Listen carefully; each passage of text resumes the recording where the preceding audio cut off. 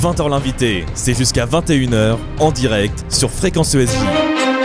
Il est 20h, bienvenue à toutes et à tous dans 20h l'invité, votre rendez-vous politique de la semaine sur Fréquence ESJ, It's and Talk.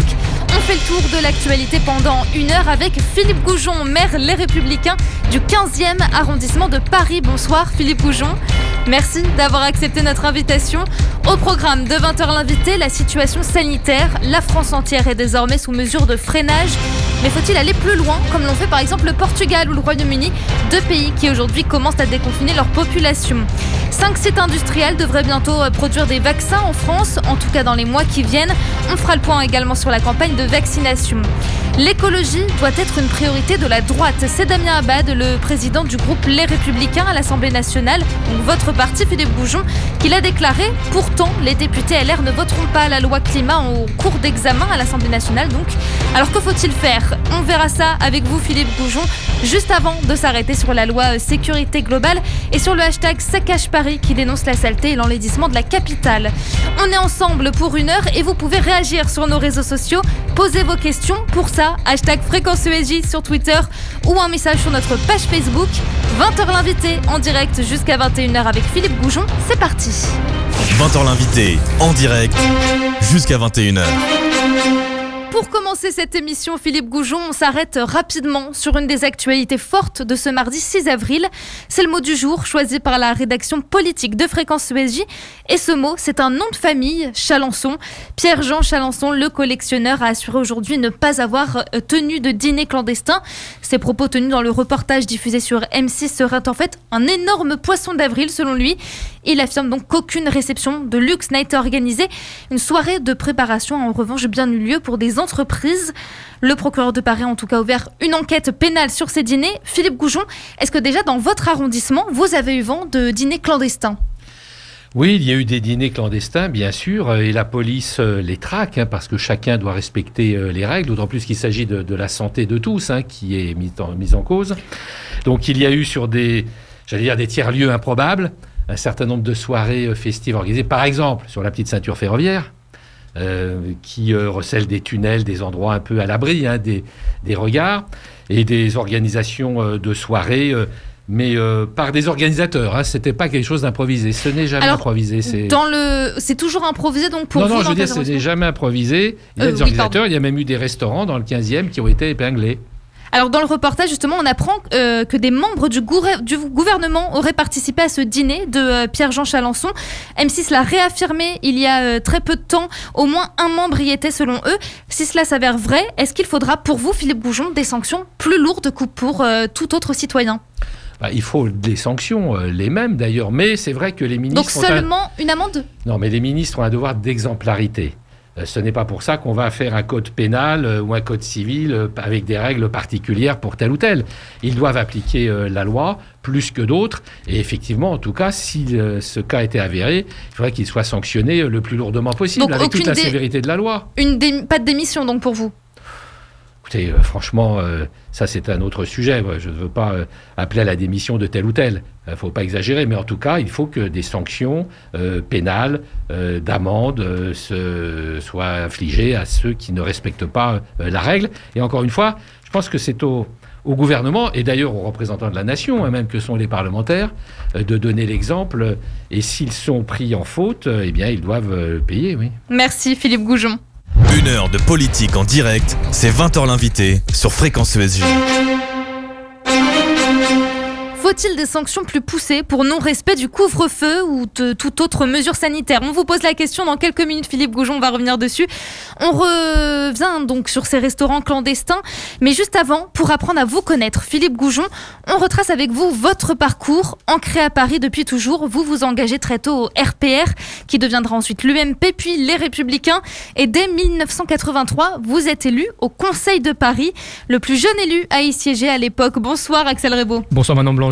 Philippe Goujon, bonsoir. Vous avez 27 ans lorsque vous devenez le benjamin des élus du Conseil de Paris. Donc dès le début, en fait, vous vous destiniez à une carrière dans la fonction politique. Pas du tout.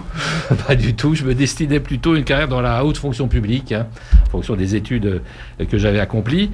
Et puis il se trouve que le hasard des choses, l'engagement politique qui était le mien pour le général de Gaulle, fait que la voie politique m'a attiré particulièrement.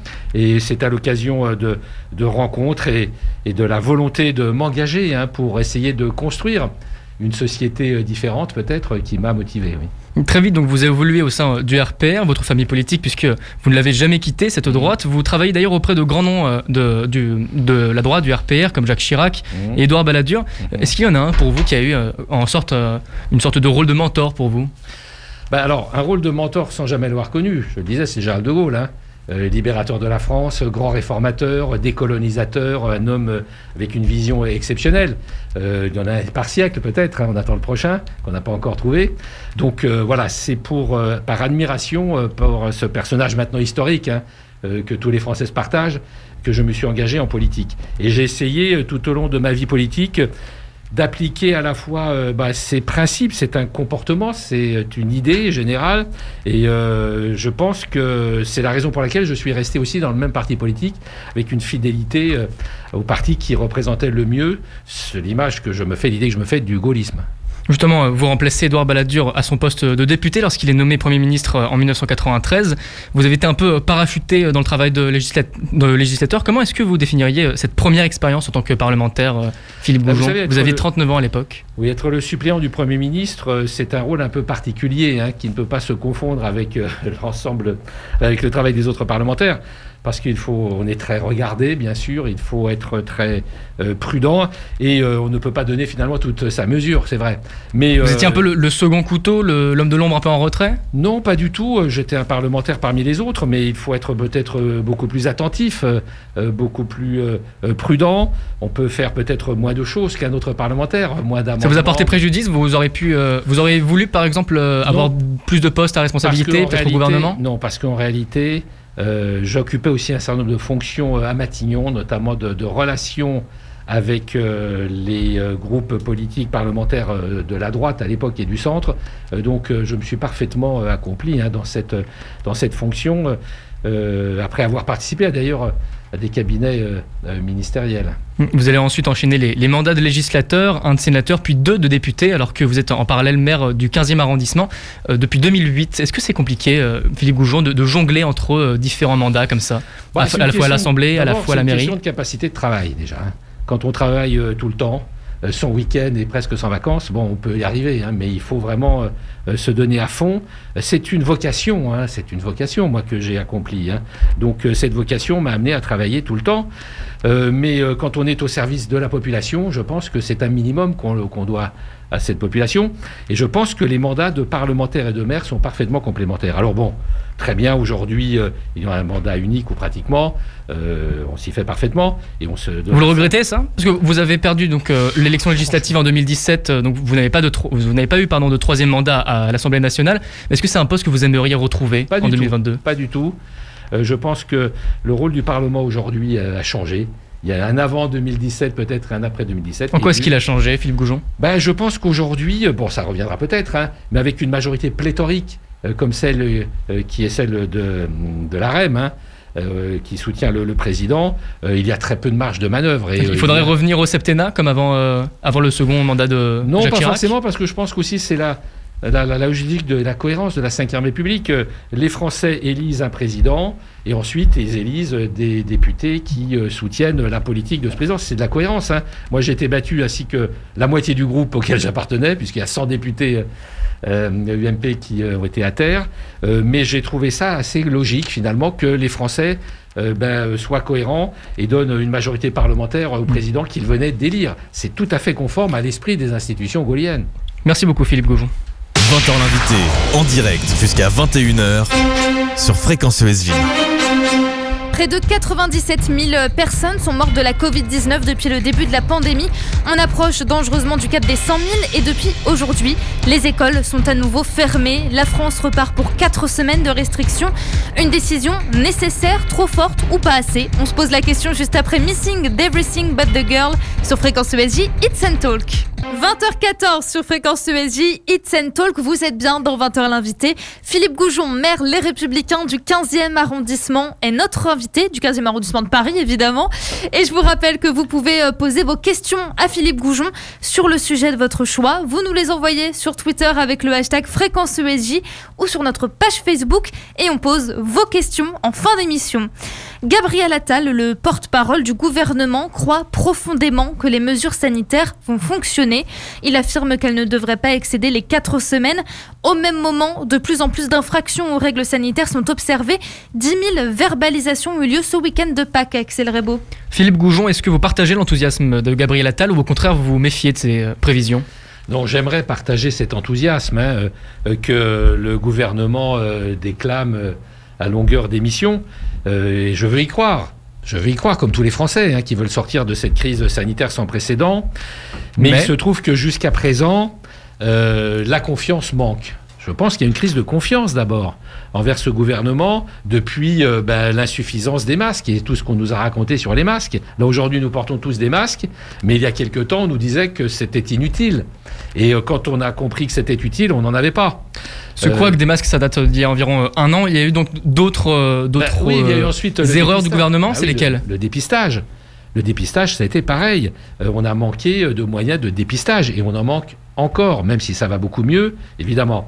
De surcroît, je pense que si ça va mieux aussi, excusez-moi de plaider pour ma paroisse, si je peux dire, mais c'est parce que les collectivités locales, que ce soit les régions, les départements, les villes, se sont engagées à fond pour participer à cet effort collectif de dépistage d'ailleurs. Nous, on dépiste toujours environ 300-400 personnes par jour en mairie du 15e, un exemple, et dans l'effort aussi de vaccination. Que ferait l'État s'il n'avait pas toutes ces mairies et ces régions pour faire les vaccinations ? Justement, il y a beaucoup, Philippe Goujon, d'élus locaux, donc des maires qui déplorent qu'ils ne sont pas assez consultés par le gouvernement. Est-ce que c'est votre cas ? Oui, bien sûr. Alors, on a des réunions, des visios tous les 3 jours avec les préfets, etc. Mais dans le tandem préfet-maire, je pense que le préfet commande et le maire exécute. Alors c'est pas. Donc vous n'avez aucun pouvoir de décision actuellement ? Absolument aucun. Il faut que ça change ? Écoutez, en tout cas, ce qu'il faut changer, c'est l'approvisionnement en vaccins. On sait bien qu'on sortira de cette crise et il faut qu'on en sorte le plus vite possible, sinon c'est une catastrophe. On va avoir l'occasion notamment de revenir sur la question des vaccins. Mais aujourd'hui, vous nous dites finalement, vous avez donc des réunions avec les préfets qui vous disent uniquement ce que vous devez faire, donc les ordres qui viennent d'en haut. Finalement, en fait, c'est juste Emmanuel Macron qui décide absolument tout sur la France. Est-ce que ça doit changer ce système ? C'est un peu le système de la Ve République. Moi, je ne peux pas être gaulliste et en même temps me plaindre d'un système qui permet quand même à la France de fonctionner d'une certaine façon. Quel genre de mesures pour contrer l'épidémie vous plaidez vous aimeriez pouvoir c'est pas forcément l'organisation qui pêche pour moi. C'est les décisions, la stratégie qui est mise en œuvre. Est-ce que la stratégie qui a eu du succès dans d'autres pays, celle qui consistait à tester, tracer, isoler, vacciner. Alors ça c'est le tandem justement qui était, le trio qui était promulgué par le gouvernement, tester, isoler, tracer. Oui, sauf qu'il n'a pas été mis en œuvre. Il se trouve que le 15e est jumelé avec un arrondissement de Séoul. La Corée du Sud l'a mis en œuvre de façon extrêmement rigoureuse, systématique, intelligente, avec des moyens. Et les Coréens ne sont pas très différents des Français, même si évidemment chaque peuple a sa nature. Ils ont eu 1000 morts, quand nous on en a 100 000. Alors qu'est-ce qu'on doit faire aujourd'hui, Philippe Goujon ? Est-ce qu'on doit fermer les commerces qui sont ouverts actuellement ? Est-ce qu'on doit confiner certaines régions ? Non, moi je ne suis pas d'accord du tout. Je pense que ces méthodes d'interdiction ou de fermeture sont celles qui sont prises parce qu'on n'a pas mis en place de stratégies qui permettent de l'éviter. Il y a beaucoup de mesures à prendre avant le confinement. Par exemple, la vaccination. Là, Philippe Goujon, vous nous dites ce qui aurait dû être fait avant. Malheureusement, vous dites que ça n'a pas été fait, ou en tout cas pas assez efficacement par le gouvernement. Donc actuellement, on est début avril. Qu'est-ce qu'on doit faire aujourd'hui pour contrer, pour faire baisser ce nombre de cas et de morts qui ne cessent d'augmenter ? Aujourd'hui, alors, je ne suis pas donneur de leçons parce que le gouvernement est aux prises avec une crise qu'on n'a jamais connue, bien sûr, dans le monde occidental et dans le monde d'ailleurs. Mais aujourd'hui, il est nécessaire d'aller beaucoup beaucoup plus loin, et tout le monde le dit d'ailleurs, je n'invente rien, dans le domaine de la vaccination. Je ne sais pas s'il y a des doses en réserve, on nous dit qu'il y a des millions de doses qui se baladent, il faut qu'elles soient immédiatement mises dans le circuit. Encore une fois, on va avoir l'occasion de revenir très en profondeur sur les vaccins, il n'y a pas de souci. Et il faut aussi, également. Par exemple, on parle des écoles, est-ce qu'avant de fermer les écoles, c'est bien, je pense qu'on les a fermés. On ne pouvait pas faire autrement. Il fallait les fermer, vous nous dites. Il fallait les fermer. Peut-être même il y a une semaine ou deux, comme le disait Valérie Pécresse à juste titre. Mais on pouvait, par exemple, comme on le propose depuis des mois à Paris, desserrer les classes, faire que des élèves qui sont à 25 dans une classe soient dans 2 salles de 12, par exemple. Pendant que les uns font des exercices, les autres sont... il y a plein de choses comme ça. On a proposé aussi de faire des cours dans des classes, dans des cours d'école. Il y a aussi la nécessité, peut-être qu'il y avait, de vacciner les enseignants pour que ceux-ci puissent continuer à faire classe, ou sinon qu'on ait suffisamment de remplaçants pour remplacer dans les classes les enseignants qui étaient malades. Enfin bref, voilà, c'est toutes ces mesures qui sont peut-être plus compliquées à prendre qu'une interdiction, mais en France, on est les champions de l'interdiction, de la réglementation, de la bureaucratisation, et voilà, on en arrive donc finalement à confiner, à fermer, à interdire. Donc pas assez de prévision, c'est votre avis, Philippe Pas d'anticipation, vous avez raison. On a couru après la crise plus qu'on a anticipé. Oui. Aujourd'hui, du coup, Philippe Goujon, on a vu ce week-end de Pâques, il y a eu 10 000 verbalisations par rapport aux règles sanitaires. Comment est-ce qu'on peut faire mieux respecter ces règles? Surtout, notamment, on l'a vu avec la question des soirées et des restaurants clandestins. Lorsqu'on a un repas à 400 € et que l'amende est à 135 €, on voit que ce n'est pas très dissuasif. Comment est-ce qu'on peut faire changer ça? Oui, enfin, ces restaurants sont, j'imagine, assez rares. Mais bon, en tout cas, ils sont de trop, ça c'est sûr. Parce qu'il n'est pas normal que ces restaurants existent. Est-ce qu'on doit créer des amendes spécifiques pour ces cas-là? Non, mais vous savez, déjà 10 000 amendes sur un territoire comme la France, avec 60 millions d'habitants, c'est très peu quand on fait la proportion. Hein, c'est très peu. Sur un seul week-end, souvent c'était uniquement le lundi d'ailleurs. Je veux dire, je pense que c'est très peu. Mais je pense surtout qu'il faut que chaque Français... Encore une fois, la France fait trop appel aux amendes, aux interdictions, aux réglementations. Faisons un peu confiance. Il faut plus aller dans le sens de la responsabilisation des Français. Mais il faut aussi peut-être éduquer, apprendre aux Français, leur expliquer les choses, plutôt que de faire des oukases ou de faire de la propagande à la télévision, ce qui ne passe pas. Merci. Donc il y a une autre communication à faire. Une autre communication. Merci Philippe Goujon, merci Axel Rebaud. 20h l'invité, en direct jusqu'à 21h sur Fréquence ESJ. Et si vous avez envie de vous échapper un peu de cette situation sanitaire, de ne plus y penser, voilà, pour quelques instants, n'hésitez pas à lancer Fréquence ESJ, Friendly ou Millennium pour le meilleur des années 2000. De la très bonne musique à retrouver sur notre site fréquenceesj.com. Et notre porte de sortie, justement, à cette situation sanitaire, on l'a dit, reste tout de même la vaccination. Fini le déplacement au Stade de France pour aller voir un match de foot ou de rugby. À partir d'aujourd'hui, il se transforme en vaccinodrome géant. Près de 10 000 injections quotidiennes y sont prévues, mais des doutes quant à la capacité d'accélérer massivement cette campagne de vaccination subsistent, notamment auprès des élus locaux, sans compter la défiance des Français pour le vaccin AstraZeneca qui avait été suspendu 3 jours à la suite de multiples cas de thrombose. Bonsoir Théo Grévin. Bonsoir Manon, bonsoir Philippe Goujon. Ce week-end, dans le Nord-Pas-de-Calais, 1500 doses de vaccin AstraZeneca n'ont pas trouvé preneur. Est-ce que vous constatez le même phénomène dans le 15e arrondissement de Paris ? Je le constate d'autant moins que nous vaccinons avec du vaccin Pfizer. Il n'y a pas de dose AstraZeneca dans le 15e arrondissement? Non, écoutez, il y a quelques semaines, nous avons fait un aller vert, comme on dit. C'est-à-dire que nous avons été dans un quartier éloigné du 15e avec la ville de Paris pour vacciner les personnes sur place avec de l'AstraZeneca.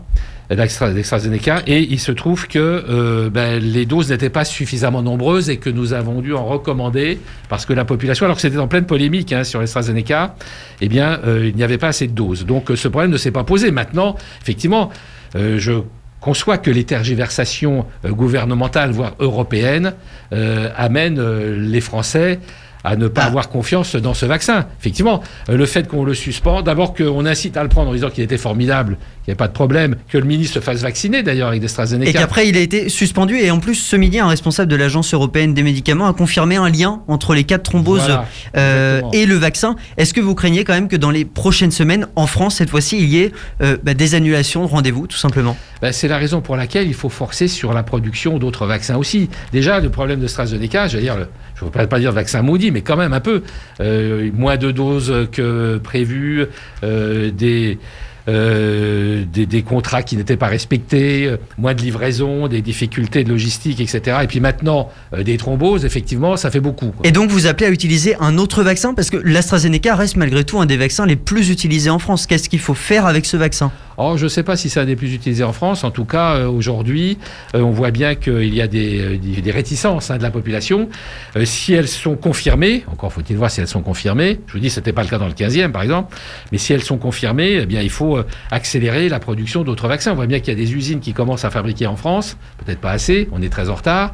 On va avoir aussi les vaccins du Pasteur, etc.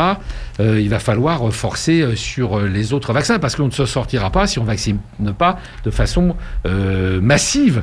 Et on est très en retard en France. Donc vous comprenez ceux qui refusent de se faire vacciner par l'AstraZeneca. Est-ce que vous feriez aujourd'hui vacciner par l'AstraZeneca ? Moi, je suis beaucoup trop jeune pour être... Si vous aviez l'occasion. Franchement, oui.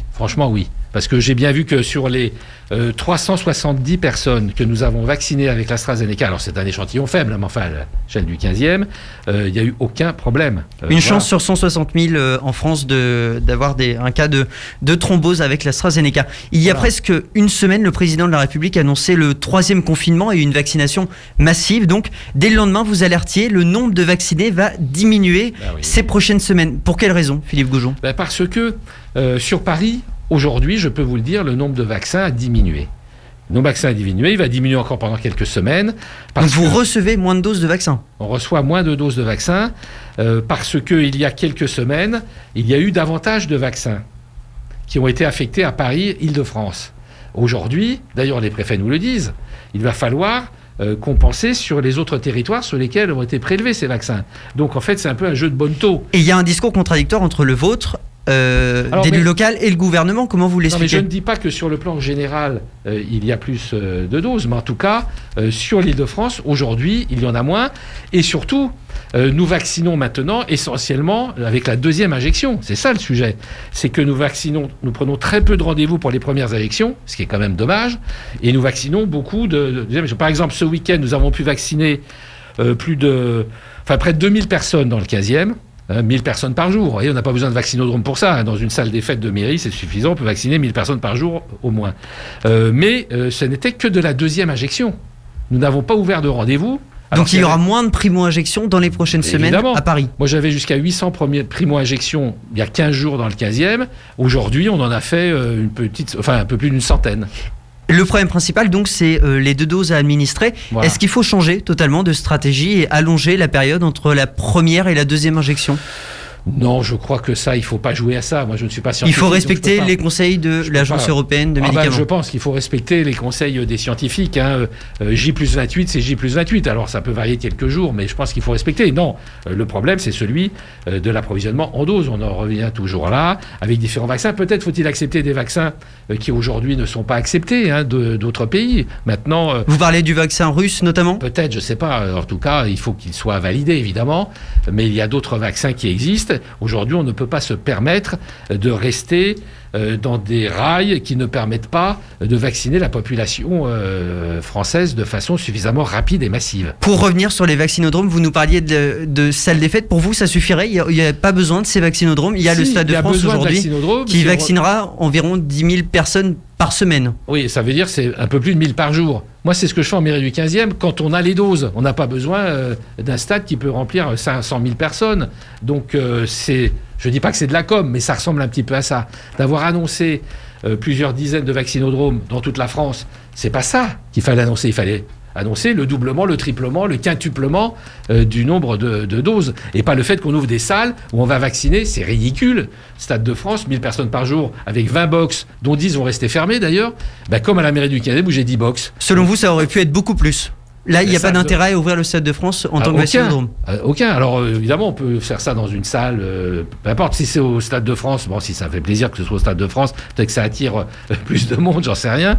Mais ça n'a pas d'intérêt particulier d'ouvrir des vaccinodromes. En revanche, oui, nous demandons à Paris d'ouvrir plusieurs vaccinodromes. Par exemple, on avait proposé la porte de Versailles, le parc d'exposition, le palais des congrès, etc., la bourse du commerce, mais à condition d'avoir des doses. Parce que, est-ce que ces vaccinodromes, pour les alimenter, on n'a pas à réduire le nombre de doses dans les autres centres de vaccination. Donc plus de doses pour ouvrir de nouveaux vaccinodromes. Merci Philippe Goujon. Plus de doses, toujours plus de doses, encore plus de doses. Merci Philippe Goujon. 1 heure de politique en direct, c'est 20h l'invité sur Fréquence ESJ.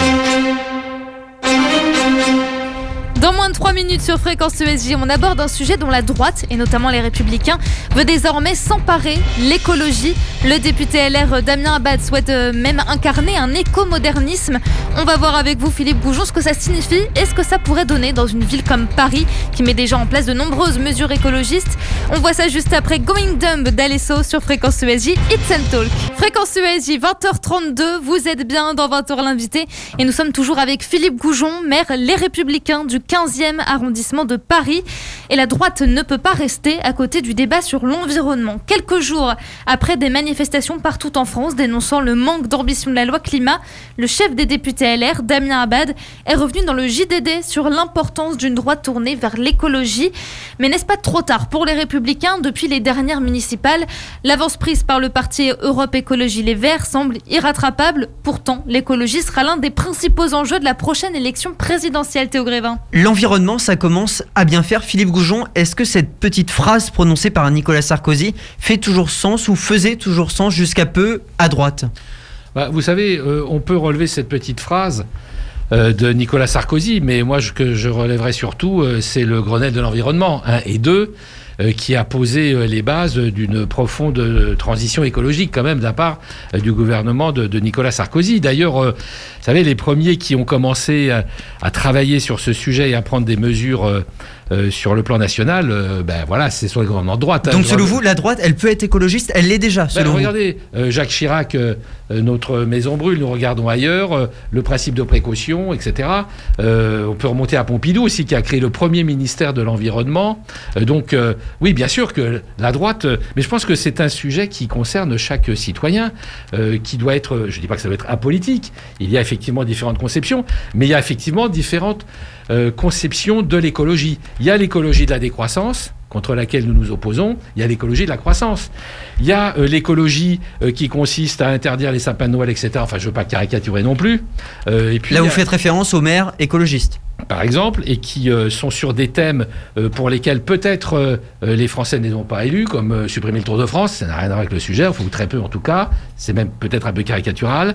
Et puis, il y a ceux qui essayent de travailler sérieusement, et on ne peut pas passer non plus d'un mode de développement à un autre trop facilement, trop rapidement. Et alors comment vous expliquez le fait que la droite apparaisse aux yeux du grand public comme un des partis les moins tournés vers l'écologie, alors que vous le disiez, il est par exemple à l'origine du Grenelle de l'environnement? C'est sûrement notre responsabilité, à nous, la droite, qui n'avons pas su mettre en avant ces thèmes. C'est vrai qu'on s'est beaucoup concentré. Il y avait aussi des justifications sur les questions de sécurité, d'immigration, de développement économique. Et nous sommes apparus comme étant moins allants, si je peux dire, sur tous les thèmes environnementaux. Ce qui est tout à fait dommage et ce qu'on essaye maintenant de rattraper. Oui. Et selon vous, c'est un sujet qui intéresse justement les électeurs de droite? Est-ce qu'ils ne privilégient pas les sujets régaliens? Je pense que lorsqu'on présente un projet de gouvernement, aujourd'hui, on ne peut pas faire l'impasse sur ces sujets, et ça doit même être des sujets principaux. Mais il faut être à la fois sur les sujets régaliens, qui sont extrêmement importants. Peut-être qu'on en parlera plus tard, je ne sais pas, mais nous sommes dans un développement, une explosion même de la délinquance. Il faut quand même que l'écologie passe derrière les sujets régaliens, selon vous? Non, mais il n'y a pas... Vous savez, quand on gouverne, on doit avancer de la même façon sur toutes les voies qui sont nécessaires. Le régalien, mais aussi l'environnemental. Et ça, c'est même devenu aujourd'hui quelque chose d'absolument fondamental. Je crois que tous les Français le disent, les Parisiens peut-être encore plus, parce qu'ils vivent quand même dans une pollution qui ne se dément pas, hélas. Donc il est nécessaire, oui, d'aller vers une écologie, mais il y a différents modèles de développement de cette écologie. Philippe Goujon, la droite veut faire de la préservation de l'environnement un thème important, donc d'ici à 2022. Pourtant, le groupe Les Républicains va s'abstenir ou voter contre le projet de loi climat et résilience issu de la Convention citoyenne sur le climat. Est-ce que c'est est-ce que c'est une bonne chose de défendre l'écologie, mais de ne pas voter les textes en sa faveur? J'ai l'impression que les Verts, ils n'ont pas beaucoup de députés, c'est certain, mais que s'ils votaient à l'Assemblée nationale, je ne suis pas sûr qu'ils approuveraient ce projet. Je ne veux pas dire que c'est un projet... Ils vont quand même voter pour ce projet, la majorité des élus. Enfin, la majorité, mais je ne dis pas les Verts forcément. Hein. En revanche, il est vrai que ce projet n'est pas critiqué, que les Verts le critiquent beaucoup, et il suffit d'écouter M. Jadot, hein, mais aussi un certain nombre d'organismes, hein, le Conseil de transition écologique, le Haut Conseil de l'environnement, le Conseil économique, social et environnemental, ont exprimé des critiques extrêmement fortes. Pourtant, ce ne sont pas des politiques, enfin, tout est politique d'une certaine façon. Mais... Donc vous auriez été en place à l'Assemblée, vous auriez voté contre ce projet de loi? Je ne suis plus député, donc je l'ai été, mais donc... Mais vous avez étudié le texte? Ouais, je l'ai étudié. Pas comme parlementaire en tout cas, donc quand on n'est pas dans le circuit, c'est plus compliqué. Hein.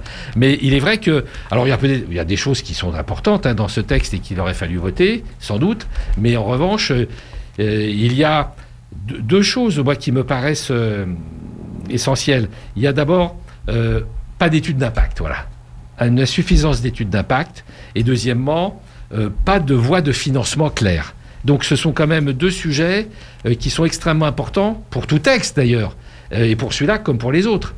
Je pense il y a aussi des mesures, lutter contre les passoires thermiques, interdire certains vols intérieurs. Ça, c'est l'écologie voulue et réclamée par une partie de la droite. Donc pourquoi ils ne votent pas en faveur de cette loi? Non, mais il peut y avoir des choses qui sont approuvées, mais on ne peut pas voter l'ensemble d'un texte sur lequel on a davantage de désaccords, parce que ce n'est pas la stratégie complète qu'il était nécessaire de mettre en œuvre pour une véritable politique de l'environnement. Oui, les passoires thermiques, bien sûr, mais la taxe carbone, par exemple, que devient-elle? C'est très flou, alors que nous sommes favorables à une taxe carbone pour l'Union européenne, par exemple. On passe très rapidement, Philippe Goujon, s'il vous plaît, sur les mesures écologistes à Paris, des mesures qui pourraient intervenir dans les prochains mois. Parmi celles-ci, la limitation de vitesse à 30 km/h dans toute la ville. Est-ce que vous souhaitez que ça soit généralisé?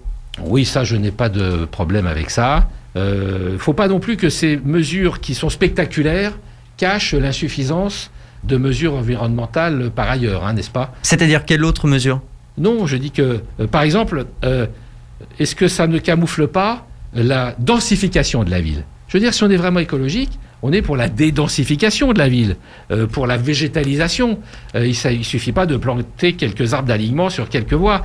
Donc je dis que le 30 à l'heure, très bien, aucun inconvénient, mais que fait-on avec la densification de la ville, où on construit, d'ailleurs avec du béton, et pas forcément avec des matériaux biosourcés, de façon excessive, très excessive. Regardez, la tour Triangle, est-ce que ça va dans le sens de l'écologie? Écoutez, pour moi, la tour Triangle... Vous êtes contre la tour Triangle qui sera installée, qui sera construite au parc des Expositions? Absolument. Merci Philippe Goujon. On doit avancer un petit peu, on a d'autres sujets à aborder. Merci Philippe Goujon, merci Théo Grévin. On a voulu parler du vélo, c'est dommage. 20h l'invité, c'est bien en direct jusqu'à 21h. Et si vous avez manqué le début de l'émission, vous pourrez la retrouver en entier en podcast sur Spotify, Deezer, Apple ou encore Google Podcast. Et si vous préférez la vidéo, le replay sera aussi disponible sur notre chaîne YouTube Fréquence ESJ. Demain, les conclusions des débats parlementaires sur la loi sécurité globale seront étudiées au Sénat. Très décrié depuis des mois, le texte a été remanié par le Sénat et voit un nouvel ajout, le délit de provocation à l'identification. C'est le fameux article 24 qui a été modifié. Il est censé protéger les forces de l'ordre contre les menaces dont ils peuvent être victimes. Autre disposition du texte qui vous concerne directement, Philippe Goujon, c'est la création d'une police municipale à Paris. On fait le point avec Bastien Cochet. Bonsoir Bastien. Bonsoir Madame Blangis, bonsoir Philippe Goujon. Bonsoir. Vous avez été parlementaire pendant plusieurs années. Est-ce que vous auriez voté pour cette loi dans sa première version? Écoutez, moi je suis assez favorable à cette loi, effectivement, qui va dans le bon sens. D'ailleurs, j'ai été parlementaire, comme vous l'avez rappelé, sous le gouvernement Hollande, que je ne soutenais pas par ailleurs. Je me souviens avoir voté la totalité des textes qui allaient vers plus de sécurité. Donc la modification de cet article 24, est-ce que vous le regrettez? L'article qui donc pénalise la diffusion malveillante d'images sur les forces de l'ordre. L'article tel qu'il a été rédigé, si je peux dire, par le Sénat, convient parfaitement. Et je pense qu'il est nécessaire de protéger nos forces de l'ordre qui sont soumises à des agressions, à des attaques de plus en plus brutales. 20 agressions par jour, ça, 30% d'augmentation en un an. Alors, je pense qu'il faut que l'autorité de l'État puisse s'exercer. On comprend bien que vous êtes d'accord avec l'idée générale, mais quand on passe avec ce délit de provocation d'identification, c'est donc l'image, la diffusion d'images de policiers qui n'est plus répréhensible, c'est la publication d'informations personnelles sous les photos et vidéos ou sur les réseaux sociaux comme les noms, les prénoms ou les adresses qui seront sanctionnées. Finalement, est-ce que la portée de cet article, il n'est pas extrêmement faible maintenant ? Écoutez, il y a d'autres textes aussi qui existent, qui permettent de protéger les policiers. Celui-ci était un pas en avant. Bien sûr qu'on peut toujours aller plus loin, évidemment, mais vous savez, là, le législateur est toujours, surtout dans ces domaines de sécurité, pris entre les libertés individuelles et le nécessaire exercice de l'autorité. Donc il faut trouver le compromis acceptable. Il y a une question d'acceptabilité aussi pour l'opinion publique et pour la presse d'ailleurs. Je crois que l'équilibre a été trouvé. Mais alors, ce qu'on peut comprendre, le Sénat est à majorité républicaine, c'est eux qui ont demandé cette modification de l'article, alors que vous auriez aimé que cet article reste tel quel dans sa première version. Ce qu'il faut, c'est dans tout texte de loi qu'il y ait une acceptabilité. On ne peut pas imposer à l'opinion, même si évidemment... Pour vous, l'article était bon, mais n'était pas acceptable auprès de la population. Voilà, enfin oui, auprès de l'opinion, disons, bien sûr. Vous êtes maire du 15e arrondissement, là où il y a eu l'agression de Yuri, cet adolescent qui avait été mis à tabac par un groupe d'adolescents. Vous aviez d'ailleurs appelé à l'époque à la création d'une police municipale à Paris. Ce sera désormais le cas. J'imagine que vous êtes satisfait. Alors, presque. Pourquoi ? Déjà, j'appelle à la création de police municipale depuis 2000, les années 2000, donc ça fait 20 ans quand même. Donc la maire de Paris a mis du temps à nous entendre. Et pourquoi n'êtes-vous finalement pas satisfait ? Police municipale, c'est un concept générique, on peut mettre derrière ce qu'on veut. Moi, ce que je souhaite, c'est une police municipale, comme l'attendent, je pense, les Parisiens, qui puissent rétablir la tranquillité publique et donc traiter des actes de petits délinquants. Je ne suis pas sûr que la police municipale que va mettre en œuvre la maire de Paris, grâce à la loi d'ailleurs, à l'article 4 de la loi sécurité globale... Alors grâce à cette loi, les municipaux, les agents municipaux pourront constater par procès-verbal certains délits ou encore immobiliser des véhicules ou de saisir des objets. Ils ont quand même des pouvoirs assez étendus. Bien sûr, et même plus que ça d'ailleurs, puisqu'ils vont pouvoir traiter des petits actes délictueux. Mais pour vous, dans la mise en place par la maire de Paris, ce ne sera pas le cas. Voilà, je pense que ça dépend des missions qui seront imparties à cette police municipale. La police municipale de Lille n'est pas la même que celle de Nice. Donc celle de Paris, je pense, sera consacrée plutôt aux incivilités, les jets de mégots, les crachats, les dépassements de terrasses, la malpropreté, les déchets sauvages. Donc selon il faut vous, le faire, mais ce n'est pas du tout suffisant. Ce sera une sorte de police de proximité qu'avait souhaité retirer Nicolas Sarkozy en 2003. Je ne pense pas qu'on puisse dire qu'il a retiré sa police de proximité, qui n'a jamais existé que dans l'imaginaire. Mais c'est aujourd'hui la police municipale qui doit finalement être complémentaire de l'action de la police nationale. Surtout à Paris, où la police nationale, la préfecture de police, est consacrée et concentrée entièrement sur ces tâches régaliennes de lutte antiterroriste, de maintien de l'ordre, de lutte contre la grande criminalité. Donc, selon Mais il n'y a pas de force de police à Paris qui se charge du quotidien des Parisiens. Donc selon vous, elle doit quand même être plutôt dans la répression, cette force de police. C'est surtout de la présence physique qui n'existe pas actuellement, de la présence physique sur le terrain et de la prévention, mais aussi, bien sûr, d'exercer l'autorité qui convient. Et effectivement, de mettre un terme aux petits rassemblements de bancs de la nuit sous les fenêtres des gens qui les empêchent de dormir, les conflits de voisinage, les petits trafics de toutes sortes qu'on peut rencontrer dans la rue et auxquels personne ne traite. Très rapidement, pour aller à l'encontre de ces phénomènes, ce texte il prévoit aussi de donner plus de pouvoir aux sociétés de sécurité privée. Est-ce que vous n'avez pas peur que ça amène des personnes encore moins formées que les policiers actuels à avoir trop de pouvoir ? Non, au contraire, je suis très favorable à cette idée du rapport Fauvergue sur le continuum de sécurité. Police nationale et gendarmerie nationale, police municipale et société de sécurité privée. On a vu que ça a très bien marché dans un certain nombre d'événements. Pour vous, même s'ils ne sont pas formés par un organisme d'État, ils ont le droit d'avoir des pouvoirs ? Ce qui est prévu dans ce texte, c'est qu'ils aient une meilleure formation et qu'il y ait un meilleur contrôle, par le Conseil national d'ailleurs.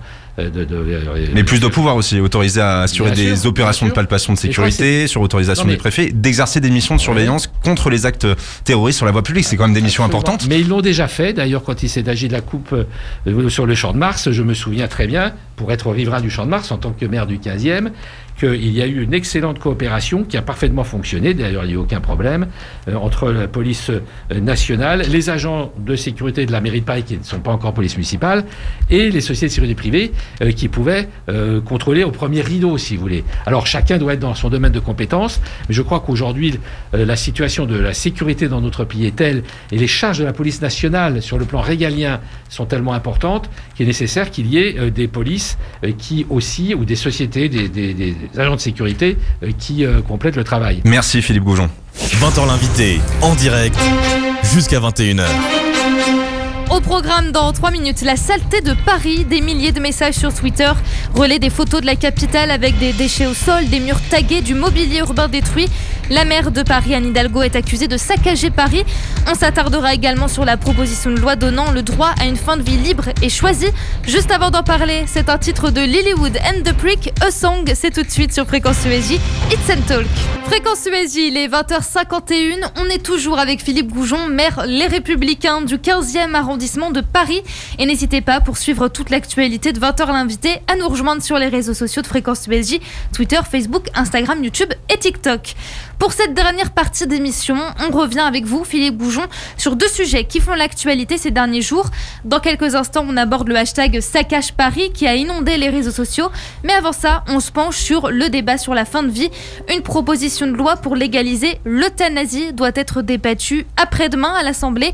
Problème, des milliers d'amendements ont été déposés par des députés Les Républicains pour repousser l'examen du texte. Bastien Cochet. Philippe Goujon, est-ce que c'est un sujet tabou, l'euthanasie, chez les Républicains, pour en arriver à de telles manœuvres parlementaires ? C'est un sujet d'autant moins tabou que les grandes lois fondatrices en matière de fin de vie l'ont été sous les gouvernements de droite, excusez-moi de le dire encore une fois, et de façon très équilibrée d'ailleurs avec la loi Leonetti qui va dater de 2004 ou quelque chose comme ça. Mais alors comment expliquer cette obstruction parlementaire de la part de 5 députés, les Républicains ? Vous savez, faut savoir ce qu'on veut. Est-ce qu'on est dans une démocratie ? Est-ce qu'on a le droit de s'exprimer ? Moi, ce que je regrette, et c'est ce qui explique peut-être, je n'ai pas eu de relation avec eux et je ne sais pas exactement ce qu'ils ont voulu faire, mais à partir du moment où un débat de cette importance, qui est considérable, il s'agit d'un débat qui concerne tout le monde, et c'est l'interdit sur la mort qui est remis en cause quand même, qui est un principe fondateur de notre société, de notre démocratie, de notre façon de vivre dans nos sociétés occidentales. Et justement, c'est le but de ce débat, d'avoir cette discussion. Je suis pas d'accord. Vous savez, quand il y a eu la loi Leonetti ou la loi Leonetti-Claes, gauche-droite confondue d'ailleurs, c'était après de très longs débats, des conférences, des états généraux, etc. Il y a un avis aussi du Haut Conseil. Donc, on ne peut pas accepter que tout à coup, sur une proposition de loi qui émane d'un parlementaire, dans un débat qui va durer 1 heure ou 2, on puisse revenir sur des principes qui mettent en cause le devenir de l'être humain quand même dans notre société. Donc on demande, nous, des états généraux là-dessus. Comment expliquer qu'il y a eu une tribune de 270 députés qui ont demandé la tenue de ce débat. Parmi eux, il y a 12 députés, les Républicains. Est-ce qu'il y a 2 lignes qui s'opposent au sein des Républicains sur le sujet de l'euthanasie, de la fin de vie ? Je pense que c'est le type même de sujet de société sur lequel il y a une liberté de conscience, une liberté de parole de chacun. Là, on n'est pas dans les thèmes sécurité, croissance, etc. On est sur le devenir de l'être humain, vraiment. C'est quelque chose qui nous dépasse. Et vous avez un avis personnel sur cette question ?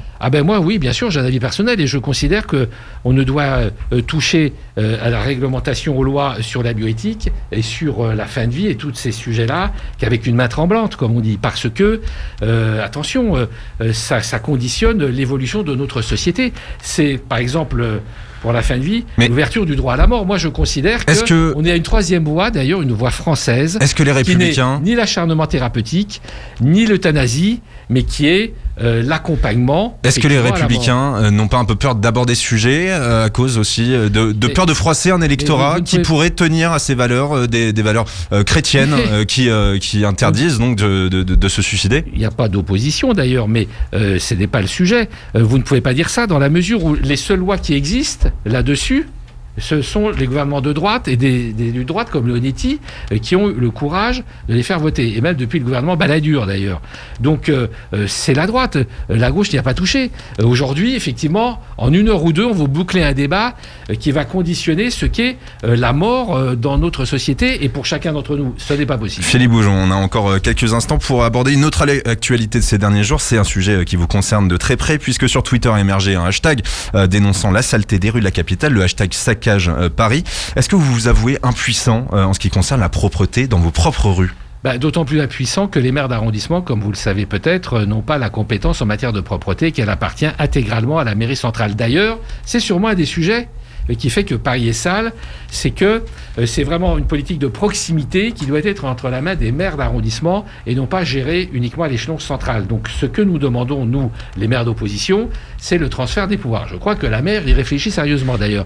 Mais ce n'est pas le seul moyen de parvenir à avoir une ville propre. Et quand la mairie de Paris s'explique, en tout cas explique la situation avec le fait que 10% des agents d'entretien ne peuvent pas aller travailler à cause de la Covid et qu'une grande partie du budget est concentrée sur ces problématiques de la Covid. Est-ce que vous l'entendez ou pour vous c'est irrecevable? Je lui ai dit d'ailleurs il n'y a pas très longtemps, je lui ai dit dans sa campagne électorale, elle avait fait une proposition qui me semblait intéressante, qui était le doublement du budget de la propreté à Paris. Passer de 500 millions à 1 milliard, c'est pas l'épaisseur du trait.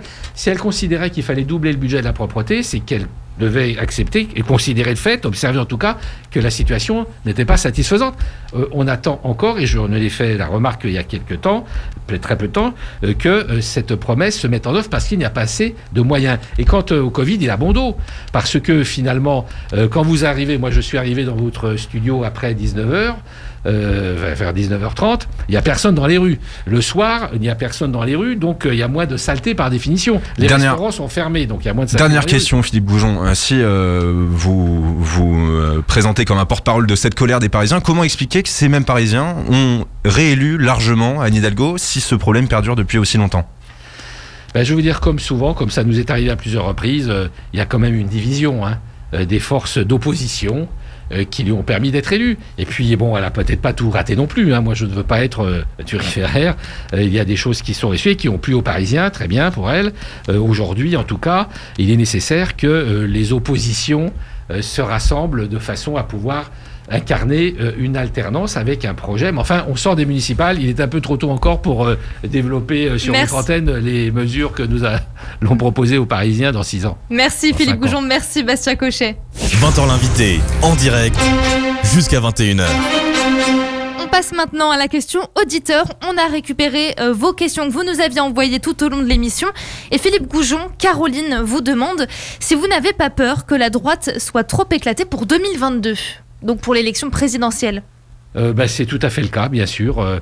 Je pense que les Français à la fois ne veulent pas d'un nouveau duel Macron-Le Pen, et on peut les comprendre, mais que d'un autre côté, aujourd'hui, soit l'alternative est insuffisante, soit elle est trop importante. Il n'y a personne aujourd'hui pour incarner les Républicains à la présidentielle ? En tout cas, il faudra que la droite trouve un processus, une procédure pour départager d'éventuels candidats. Et il y en a qui se sont d'ailleurs déclarés, comme Xavier Bertrand. Mais qui, lui, ne participera pas à une primaire de la droite, il l'a dit. Vous savez, il ne faut pas dire Fontaine, je ne boirai pas de ton eau. Donc on verra bien ce qu'il en sera dans quelques mois. Aujourd'hui, c'est surtout les régionales et départementales qui vont être d'actualité, puisqu'il semblerait qu'elles soient confirmées au mois de juin.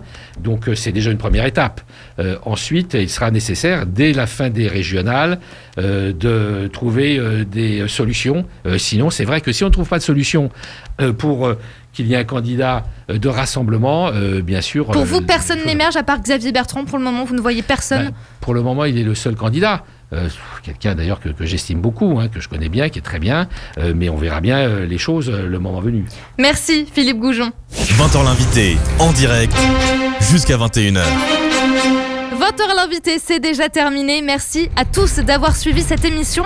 Merci Philippe Goujon d'avoir été avec nous ce soir et d'avoir répondu à nos questions. Je rappelle que vous êtes maire Les Républicains du 15e arrondissement de Paris. Prochain rendez-vous sur Fréquence ESJ, c'est demain de 20h à 21h avec Storytelling, votre émission culture et divertissement présentée par Bastien Cochet. Si vous souhaitez par exemple connaître des fêtes et des ventes improbables dans le monde ou des inconnus au bataillon qui ont réalisé de grandes choses, c'est à suivre en direct sur Fréquence ESJ. N'hésitez pas, si vous avez envie de suivre toute l'actualité de Fréquence ESJ, à vous abonner sur nos réseaux sociaux, Facebook, Twitter, Instagram, YouTube et TikTok. Quant à nous, on se retrouve mardi prochain dans 20h l'invité, toujours en direct de 20h à 21h. Il est 21h sur Fréquence ESJ. Passez une très bonne soirée en musique. 20h l'invité, c'est jusqu'à 21h en direct sur Fréquence ESJ.